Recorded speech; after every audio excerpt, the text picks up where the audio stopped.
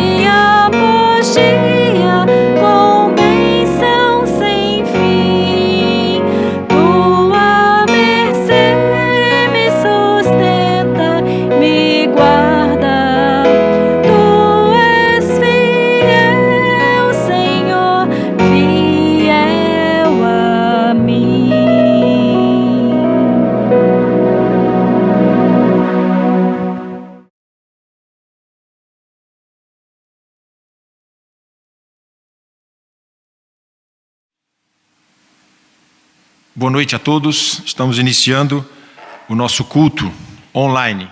Aonde você estiver, na sua casa, ou até mesmo pela internet, você que está nos acompanhando, nós esperamos que Deus possa abençoar a sua vida de forma especial nesta noite, e nós pretendemos refletir na palavra de Deus, na exposição do texto bíblico, colocando diante de Deus as nossas vidas nesta hora, agradecendo a Deus por essa oportunidade de podermos, mesmo estando nas nossas casas, podermos juntos louvar a Deus e ao mesmo tempo desfrutar da reflexão da sua palavra.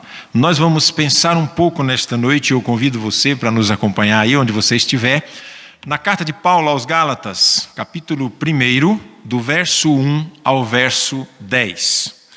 Carta de Paulo aos Gálatas, capítulo 1, do verso 1 ao verso 10. Vamos à leitura para que a gente possa entender aquilo que Deus tem para as nossas vidas nesta noite. Paulo, escrevendo aos Gálatas, ele escreve assim: Paulo, apóstolo, não da parte de homem, nem por intermédio de homem algum, mas por Jesus Cristo, por Deus Pai, que o ressuscitou dentre os mortos, e todos os irmãos, meus companheiros, às igrejas da Galácia. Graça a vós outros e paz da parte de Deus nosso Pai e do nosso Senhor Jesus Cristo, o qual se entregou a si mesmo pelos nossos pecados, para nos desarraigar deste mundo perverso, segundo a vontade de nosso Deus e Pai, a quem seja a glória pelos séculos dos séculos. Amém. Admira-me que estejais passando tão depressa daquele que vos chamou da graça de Cristo para outro evangelho, o qual não é outro senão que há alguns que vos perturbam e querem perverter o evangelho de Cristo. Mas ainda que nós, ou mesmo um anjo vindo do céu, vos pregue o evangelho que vá além do que vos temos pregado, seja anátema. Assim como já dissemos, e agora repito, se alguém vos prega evangelho que vá além daquele que recebestes, seja anátema. Porventura, procuro eu agora a favor dos homens ou de Deus? O favor dos homens ou de Deus? Ou procuro agradar a homens? Se agradasse ainda a homens, não seria servo de Cristo. Até o verso 10, nós vamos orar, pedir a direção de Deus, pedir que o Senhor nos abençoe, nos ajude e que a gente possa, à luz da palavra de Deus e também auxiliados pelo Espírito Santo de Deus, podemos extrair desta passagem alguns ensinamentos para a aplicação das nossas vidas. Oremos. Senhor, nós louvamos o Teu nome e agradecemos ao Senhor por mais essa oportunidade que o Senhor renova nas nossas vidas. Mesmo, Deus, estando em casa, que aonde esta palavra chegar, aonde a Tua mensagem chegar nesta noite, ela possa incomodar os corações, ela possa de fato iluminar os corações, ó Deus, e de certa forma incomodar os corações e que possa também, de certa forma, ó Deus, fazer morada nos corações. Ajuda-nos, ó Deus, no entendimento da Tua palavra, que o Espírito Santo nos ajude, nos auxilie e que a Tua palavra possa fazer guarida nos nossos corações e que possamos entender o recado que o Senhor tem para as nossas vidas nesta noite. Fique conosco, nos ajude e abençoe a cada um dos Teus servos, aonde estiver nesta hora, possam estar ouvindo, refletindo na Tua palavra e que o Teu Espírito Santo fale aos nossos corações. Nós Te louvamos e Te agradecemos em nome de Jesus. Amém. O apóstolo Paulo escreve essa carta aos irmãos da Galácia e aqui a gente tem uma situação para que a gente possa entender logo os primeiros versos. A primeira coisa que a gente tem aqui é que Paulo, escrevendo aos Gálatas, ele não escreve a uma cidade só. Segundo os estudiosos, Paulo escreve a uma região da Galácia, que hoje é a Turquia, a região da Turquia. E aí ele está escrevendo para um grupo de províncias. Então você tem Icônio, Derbe, Listra e Antioquia. São esses grupos que formam um grupo de cidades ou de províncias chamado Galácia. E esse grupo, essas províncias eram subordinadas a Roma. Essa cidade da Galácia, ela foi fundada em 150 anos antes de Cristo e pelos celtas. E eles descem da região da Europa e vão até ali na Galácia e fundam essa cidade. Os Gálatas, eles eram um tipo de pessoa que essa cidade tinha um bom material bélico, eles eram muito fortes na questão de guerras. E aí o que acontecia? Toda vez que eles guerreavam com outras cidades, eles ganhavam a batalha. Mas eles eram um tipo de gente que, quando eles estavam guerreando contra uma cidade, e de algum momento na guerra aquela cidade oferecesse para eles algum tipo de vantagem e tal, eles se associavam ao seu inimigo, deixavam de ser inimigo e se associava ao antigo inimigo para guerrear com eles contra outras cidades. E se valendo disso, Roma acaba em algum momento, no momento de fraqueza dessa cidade que vivia se degladiando entre eles, Roma então tem o domínio desse povo. E eles passam a ser subordinados a Roma de certa forma. Como eles tinham um material bélico muito forte, eles acabaram sobrevivendo e acabaram sendo submissos a Roma. Essa igreja provavelmente nasce na primeira viagem missionária de Paulo. E como não só essa igreja, mas todas as igrejas da região da Galácia e da Ásia também, elas tinham um sério problema doutrinário, que era a questão dos judaizantes que queriam, de certa forma, colocar o judaísmo, a observação das leis e a guarda do sábado e a guarda dos dias e das datas e também o tipo de a circuncisão e as dietas alimentares que eles tinham baseadas na lei de Moisés. Então, o que os judaizantes faziam? Eles exigiam dos novos convertidos, que eram gentios, que por serem gentios não tinham este costume de guardar os preceitos da lei, então aqueles judaizantes exigiam deles que guardassem também as leis. Então eles diziam o seguinte: olha, tudo bem, você aceitou Jesus, você é salvo, mas você precisa guardar também paralelo a Jesus Cristo e a salvação de vocês, para que ela tenha realmente valor. Vocês precisam também guardar essas leis que a gente tem desde o tempo de Moisés. E eles não admitiam que a salvação era somente pela graça. Então, o que Paulo faz? Quando esse tipo de doutrina começa a rondar nas igrejas, Paulo percebe que está entrando uma heresia no meio do povo de Deus e rapidamente ele escreve essa carta. Provavelmente essa carta foi escrita no século 49, porque no ano 50, no ano 49, desculpe, porque no ano 50 há um concílio em Jerusalém, capítulo 15 de Atos, que trata essas questões todas para que as igrejas não ficassem mais refém desses judaizantes que queriam, de fato, perverter o Evangelho. Paulo chama isso de uma perversão ao Evangelho de Cristo. Então Paulo vai começar essa carta. Essa foi a primeira carta que Paulo escreveu, e ele começa essa carta diferente de todas as outras cartas que ele já tinha escrito, o que vai escrever depois, posterior a essa. Ele começa realmente com algumas palavras muito duras e muito fortes. Mas ele começa primeiro na sua saudação, colocando para aquele povo, para os Gálatas, quem era ele e de que forma ele começou o seu ministério e a autoridade que ele tinha.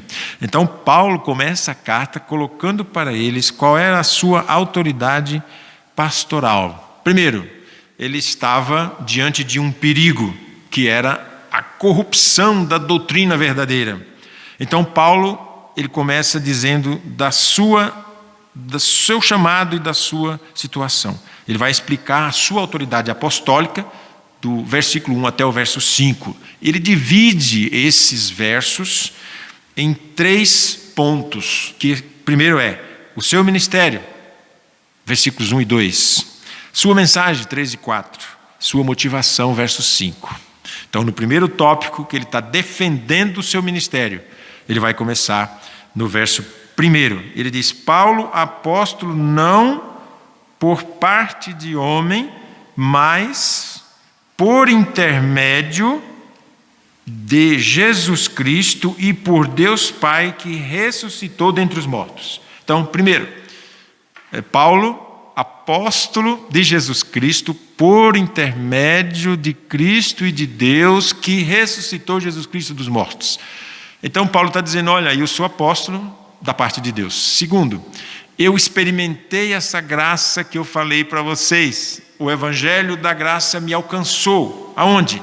Na estrada de Damasco, quando eu ia perseguir os cristãos. Aliás, eu fui muito zeloso daquelas pessoas da minha idade, daqueles que tinham a mesma idade que eu fui o maior, o mais zeloso de todos. E eu prendia e eu espancava os crentes, eu tinha autorização para isso. Mas o evangelho da graça, esse evangelho da graça que eu preguei para vocês, me alcançou. E quando ele me alcançou, eu fui transformado, eu fui mudado. então de fato esse evangelho da graça é o evangelho que eu preguei para vocês. E a autoridade que eu tenho é porque Cristo me chamou, Deus me chamou. Aonde? Na estrada de Damasco, quando eu ia caminhando, eu vi um clarão mais forte do que o sol do meio-dia. Ali eu tive um encontro real com Jesus Cristo e ali Ele me chamou e ficou revelado para mim que Ele me escolheu desde o ventre da minha mãe.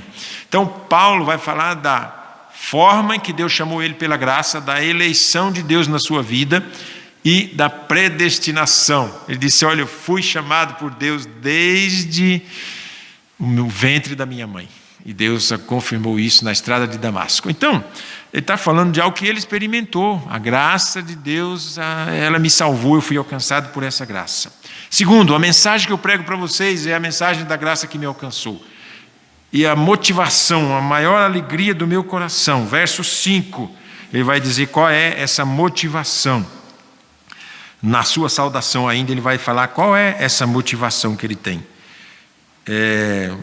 Que seja a glória pelos séculos dos séculos. Amém.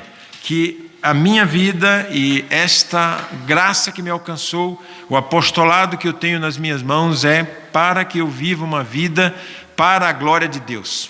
Então, o que eu quero falar para vocês aqui, Gálatas, é que Deus me chamou e me comissionou. Eu sou apóstolo por causa que Deus me chamou.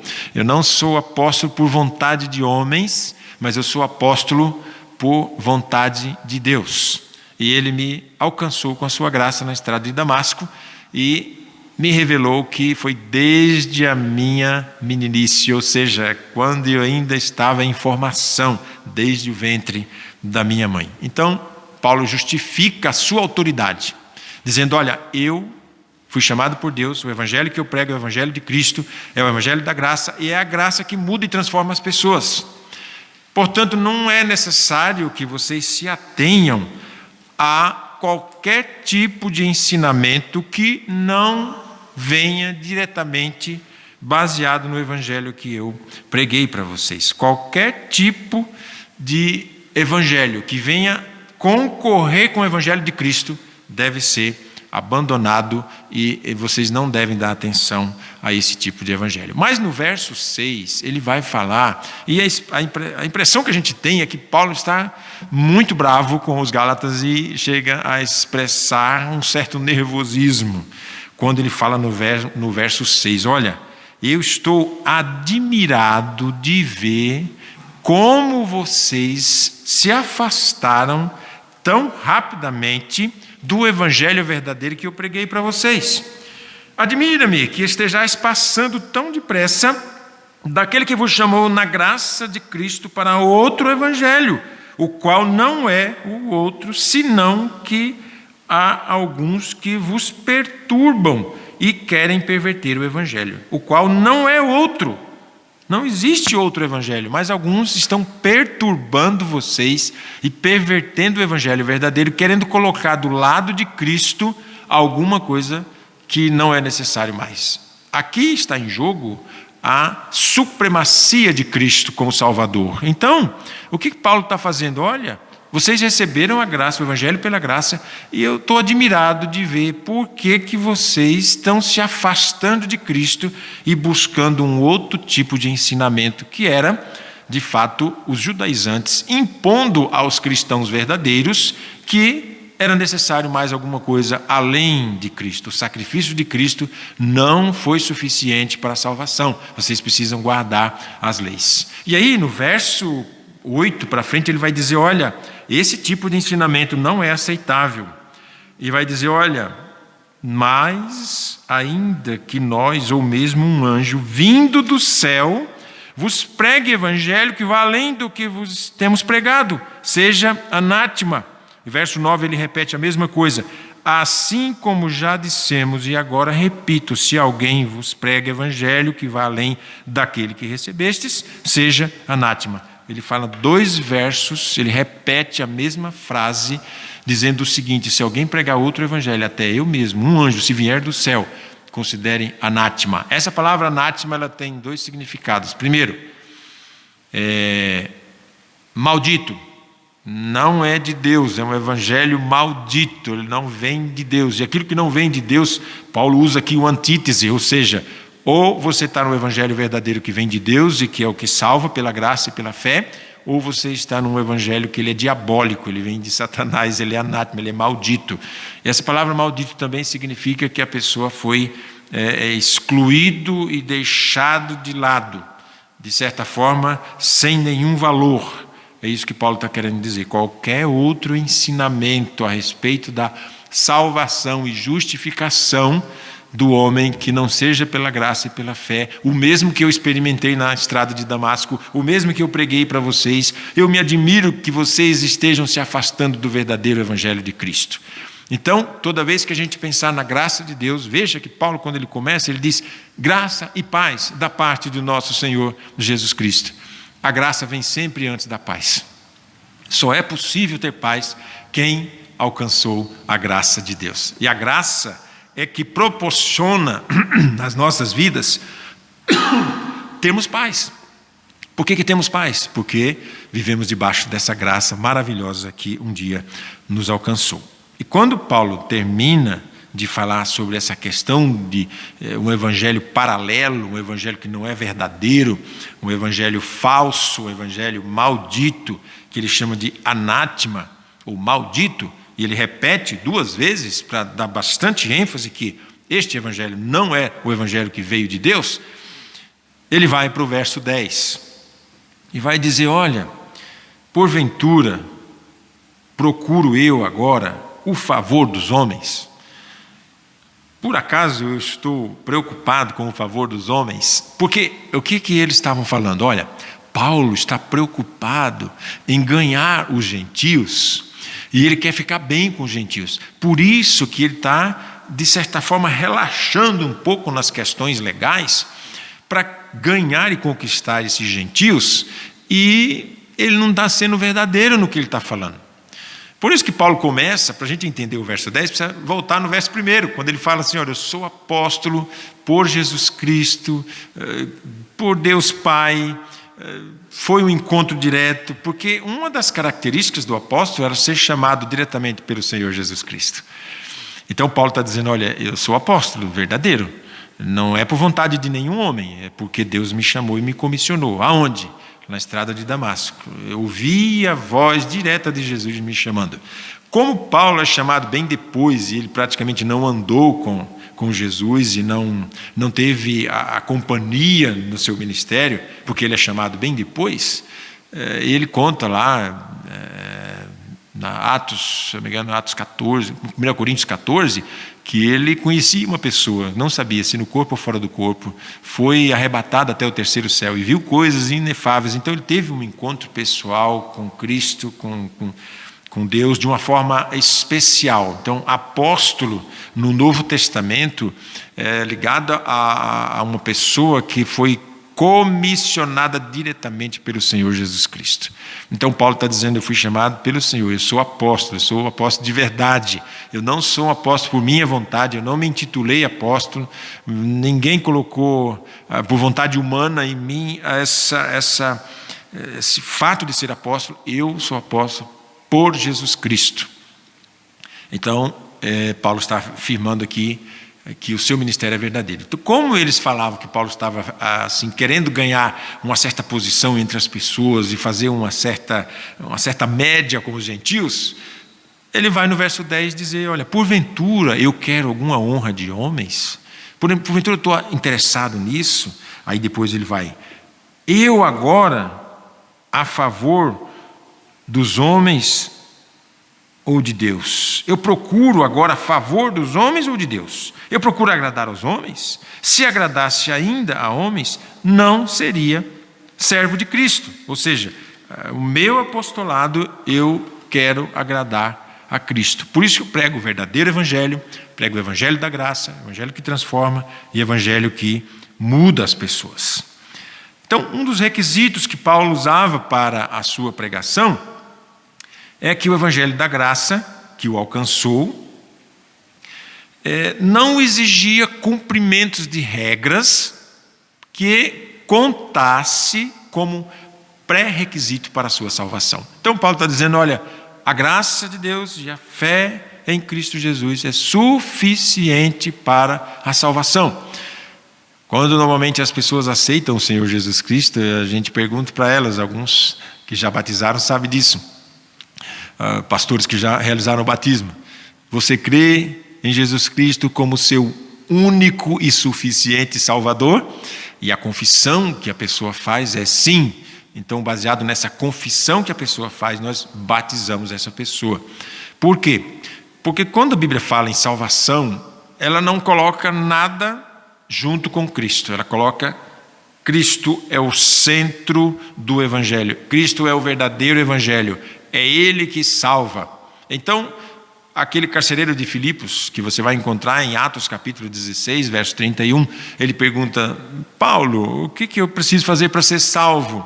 Então Paulo não coloca nenhuma observação para ele, não coloca leis para ele, nem requisitos, e nem textos bíblicos para que ele guarde nenhum tipo de regra. E Paulo fala, crê no Senhor Jesus Cristo e será salvo, tu e tua casa. Aquelas pessoas que são seus parentes, elas também precisam crer e passar pelo mesmo processo. A salvação, ela não é algo que você ganha e é hereditário. Ela passa para as outras.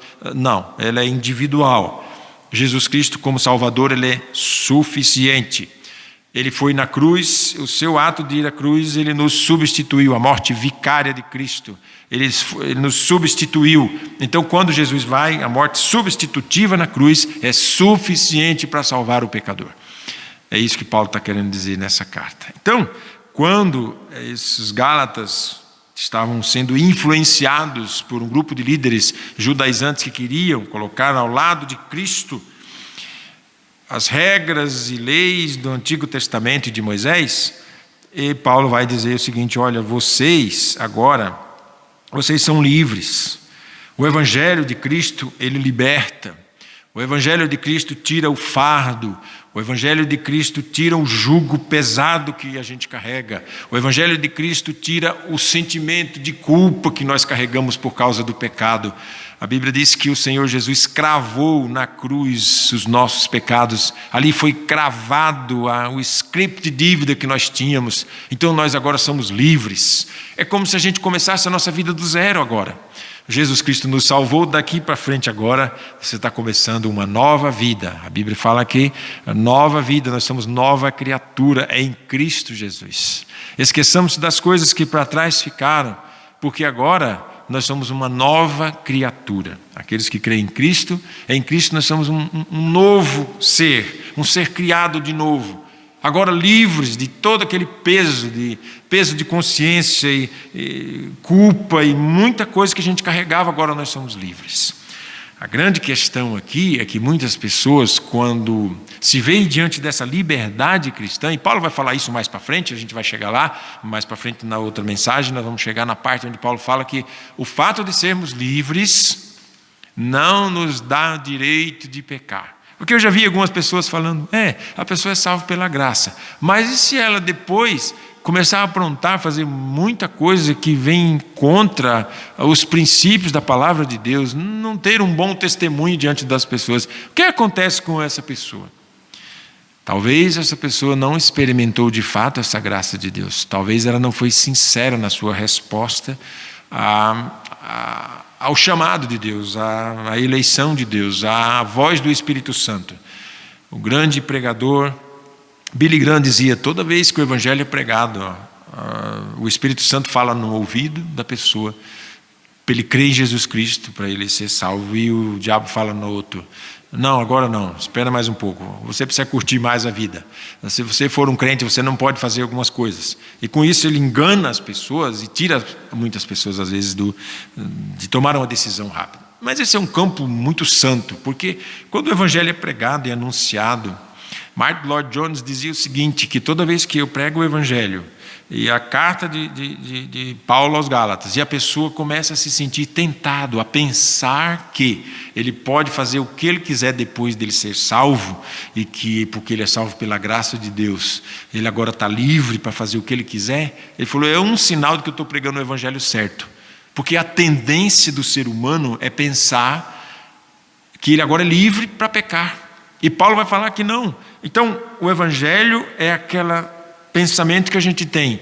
Eu sou livre em Cristo, mas eu não sou livre de Cristo. Eu continuo agora sendo escravo, servo de Cristo. É isso que Paulo fala, diz, eu sou escravo de Cristo, eu sou servo de Cristo. Então, eu sou livre em Cristo, mas não sou livre de Cristo.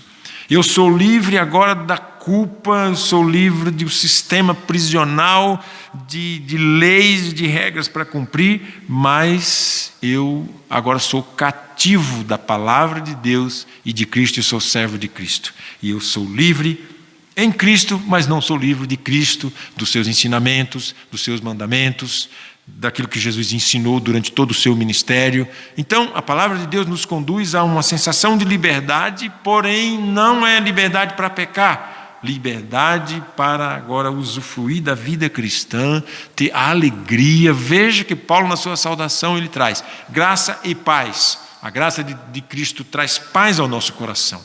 E quando nós alcançamos essa graça, todos aqueles que já alcançaram e são salvos por Jesus Cristo têm agora a garantia da salvação, são salvos para sempre, porém, eles são dependentes de Cristo. Veja que Jesus sempre convocou os seus discípulos a dependerem dele. Estejam em mim. Capítulo 15 de João, eu sou a videira verdadeira, meu pai é o lavrador ou o agricultor. Toda vara em mim, quem está ligado em Cristo, dá frutos. Fruto do Espírito, que vai aparecer em Gálatas capítulo 5, significa que você está ligado em Cristo, ligado por esse ato da graça de Deus te alcançar. Essa mesma graça que alcançou você e que me alcançou um dia.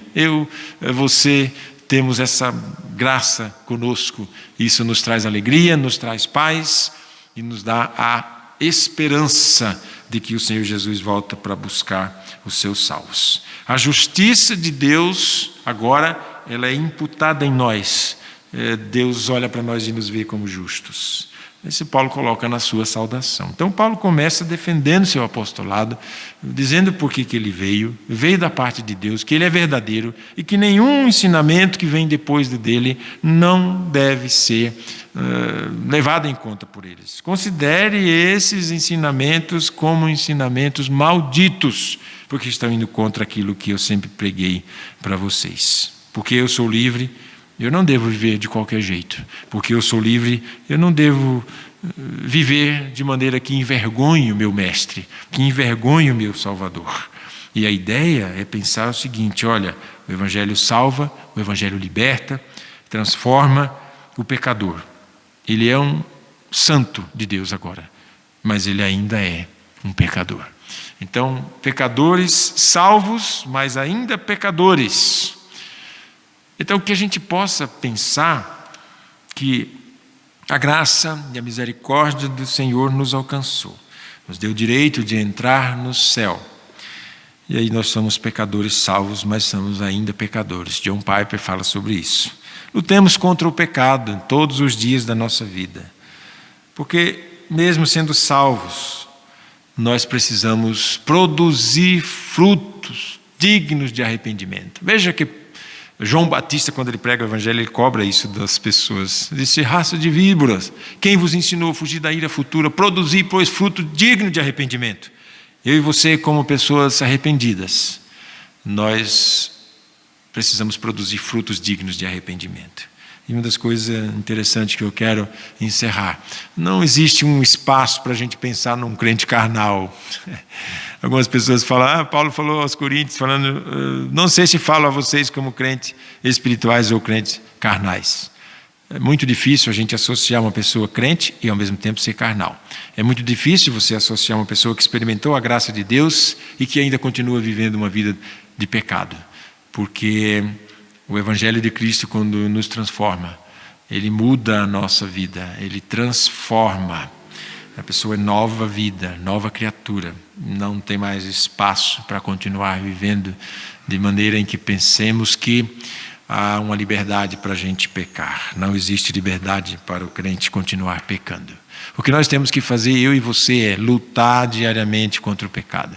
Salvo, mas ainda pecadores, lutando contra o pecado, procurando viver uma vida digna do Evangelho que fomos comprados pelo Senhor. Então, que a minha esperança é que você aí mesmo na sua casa, onde você estiver, que você seja alcançado por essa graça do nosso Senhor Jesus Cristo. E que você experimente a salvação em Cristo Jesus unicamente e só. E depois disso você vai prosseguir para uma vida de santificação. A salvação é um ato de Deus em nosso favor. A santificação é um processo de vida. Agora a gente vai viver a vida, enquanto estivermos aqui, lutando para agradar a Deus. Paulo fala isso: eu não quero agradar homens, eles estão confundindo as coisas. Eu sou chamado para agradar a Deus, e o meu evangelho é verdadeiro. É o evangelho da salvação, é o evangelho que liberta o homem, é o evangelho que salva, é o evangelho que Jesus Cristo na cruz, ele paga totalmente os nossos pecados, e uma vez pagos para sempre. O Senhor não tem como eliminar o seu sacrifício na cruz por nós. Então que Deus nos abençoe, nos ajude, que a gente possa entender a sua palavra e aplicar nas nossas vidas. Desfrutando da graça de Deus, busquemos em Cristo Jesus a santificação. Somos livres porque Jesus nos libertou. Somos livres em Cristo, mas não somos livres de Cristo, dos seus mandamentos e dos seus ensinos. Deus nos abençoe. Deus abençoe a sua palavra guardada no seu coração, que você tenha uma ótima semana e que Deus tire do coração, do seu coração, do nosso coração, os medos, o temor, daquilo tudo que nos rodeia, porque nós fomos comprados pela graça de Deus e temos esperança de um dia estar com o Senhor. Amém? Vamos orar, quero orar mais uma vez com você. Senhor, abençoe as pessoas que ouviram esta palavra, incomode os seus corações com a tua graça, com o teu poder santo, e que pela fé, ó Deus, eles possam aceitar o Senhor Jesus como seu único e suficiente Salvador, aquele que ainda não fez isso. E os teus servos que um dia fizeram, possam se alegrar na salvação e possam cantar: obrigado por esta graça, obrigado pela fé em Cristo Jesus e pela salvação que o Senhor nos concedeu. Abençoa, Deus, o povo da tua igreja de uma forma geral. Abençoe a Priscila, ó Deus, que passou por cirurgia. Graças a Deus está bem, está em sua casa. Abençoe a vida dela. Abençoe Isabel.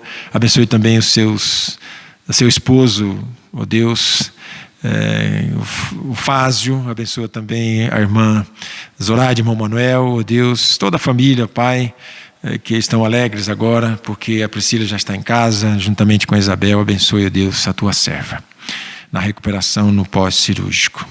Fique conosco, dá-nos uma boa semana na tua presença. Nós te louvamos e te agradecemos, em nome de Jesus. Amém.